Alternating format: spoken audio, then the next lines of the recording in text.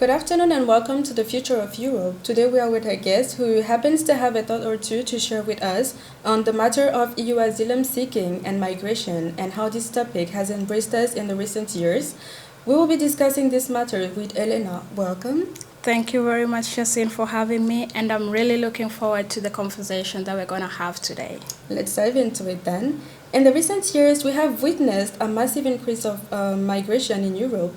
A peak was seen from 2022. Can you say something about this? Oh, yes, of course. So since 2022, as we've all seen in the media, there have been a massive influx of people from Ukraine into different EU countries.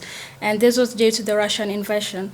And many European nations have responded with open borders and humanitarian aid, not only highlighting the solidarity, but also one of the reasons why EU was formed at the first place.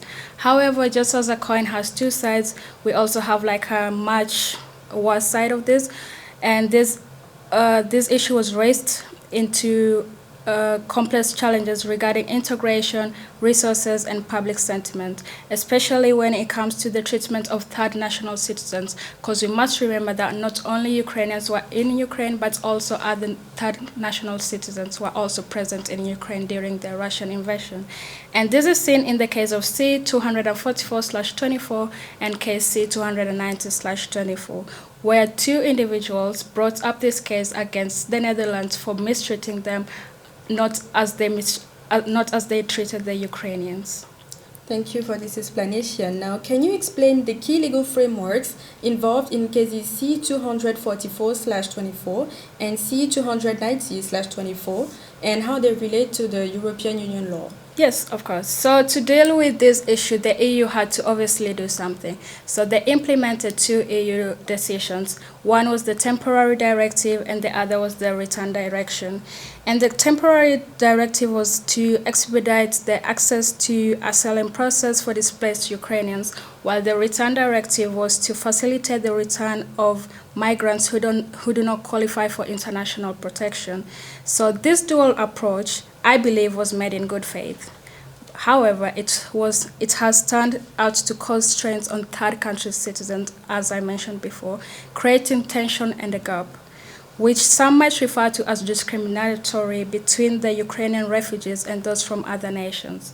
And the CJEU was asked to interpret how these directives interact, particularly in cases where temporary protection might be terminated or return decisions might be invoked.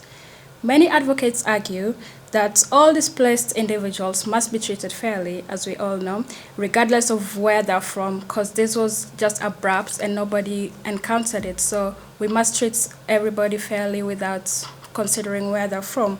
To prevent further division, it's crucial for EU leaders to address these disparities and ensure that compassion and justice guide their policies moving forward.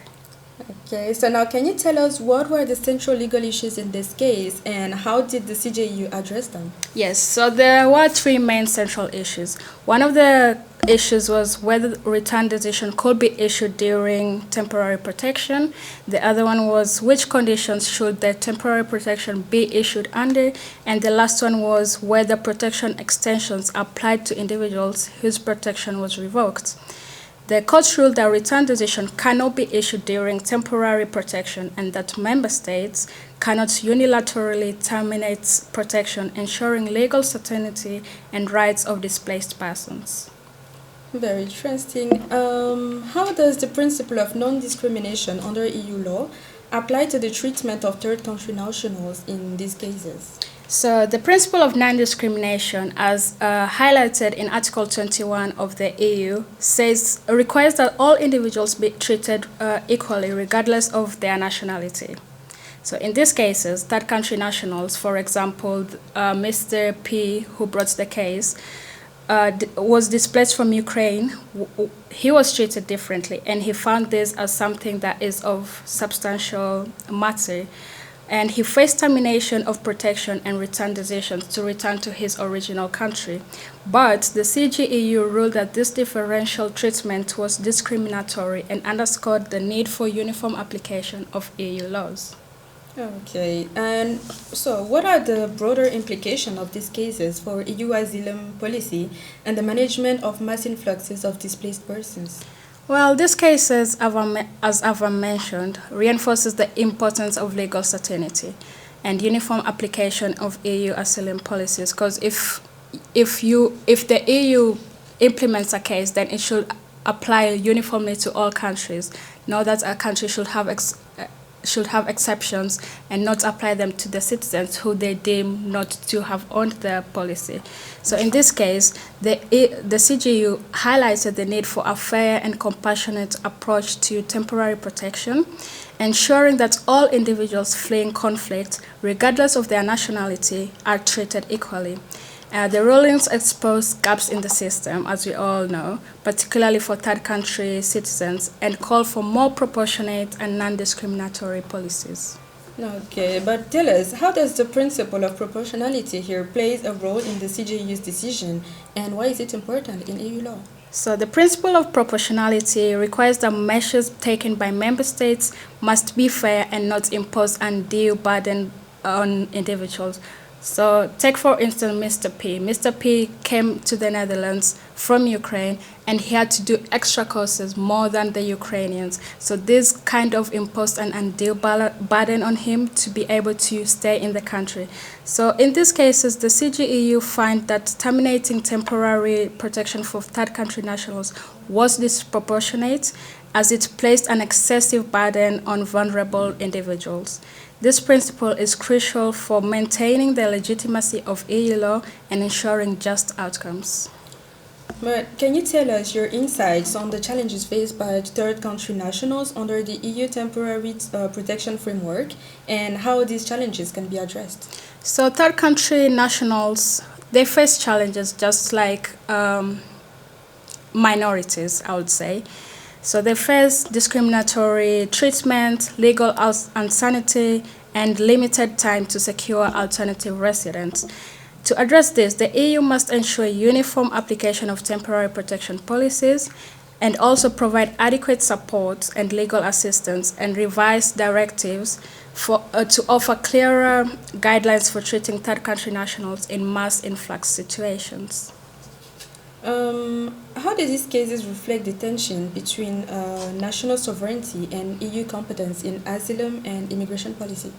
National sovereignty is always a very complex issue to deal with when it comes to EU, because EU is its own and national sovereignty is also a thing on its own.